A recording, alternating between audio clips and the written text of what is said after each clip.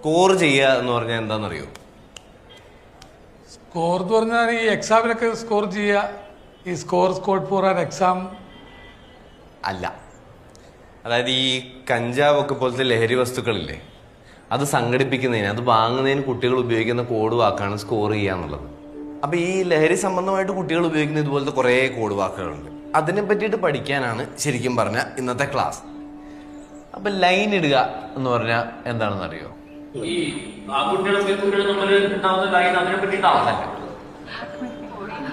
MDMA എന്ന് പറയുന്ന ഒരു രാസലഹരി ഉണ്ട്. അപ്പോൾ അത് ഉപയോഗിക്കുന്നതിനുള്ള ഒരു കോഡ് വാക്കാണ് ലൈൻ ഇടുക എന്ന് പറയുന്നത്.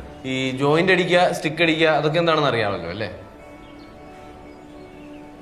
സ്റ്റിക്ക് ഇതല്ല. കഞ്ചാവ് വലിക്കുന്നതിന് പറയുന്നതാണ് ജോയിന്റ് അടിക്കുക, സ്റ്റിക്ക് അടിക്കുക എന്നൊക്കെ ഉള്ളത്. പൊടി അടിക്കുക അതെന്താണെന്നറിയാമോ?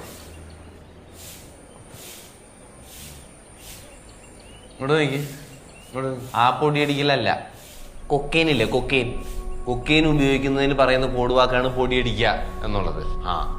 പേപ്പർ ഇടുക എന്താണെന്ന് അറിയോ? അറിയോ അറിയോ അറിയോ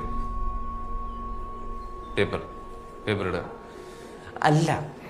LSD എന്ന് പറഞ്ഞിട്ടൊരു ഡ്രഗ് ഉണ്ട്, ഒരു രാസലഹരി വസ്തുണ്ട്. അത് ഉപയോഗിക്കുന്നതിന് പറയുന്നതാണ് പേപ്പർ ഇടുക എന്നുള്ളത്. ഇനി പേപ്പർ തരുവോ അല്ലെങ്കിൽ പേപ്പർ ഉണ്ടോ എന്ന് പറഞ്ഞ് വേറൊരെണ്ണം കൂടെ ഉണ്ട്. അതെന്താണെന്നറിയാമോ?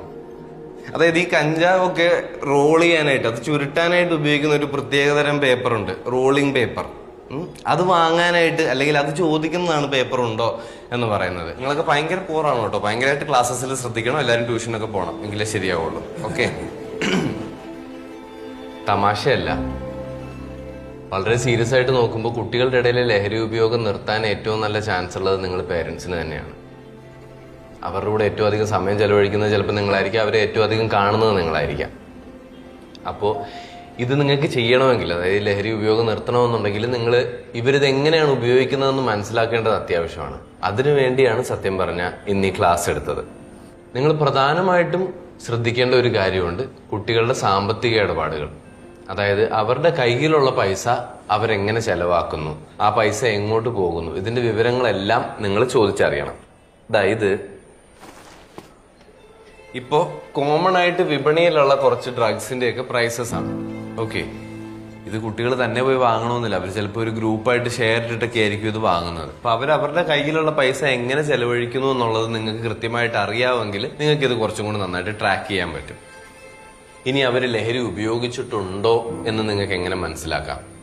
ഇപ്പൊ കഞ്ചാവ് ഉപയോഗിച്ചിട്ടുണ്ടെങ്കിൽ സ്വാഭാവികമായിട്ടും കണ്ടുവരുന്ന സിംറ്റംസ് എന്ന് പറയുന്നത് കണ്ണൊക്കെ ചെറുതായിട്ട് ചുവന്നിട്ടുണ്ടാവും, മൊത്തത്തിലൊരു ഉറക്കം തൂങ്ങലുണ്ടാവും, ഒരു ക്ഷീണം ഉണ്ടാവും, പതിവിലധികം ഭക്ഷണം കഴിച്ചേക്കാം, അല്ലെങ്കിൽ അമിതമായിട്ട് ചിരിക്കുന്നുണ്ടാവും.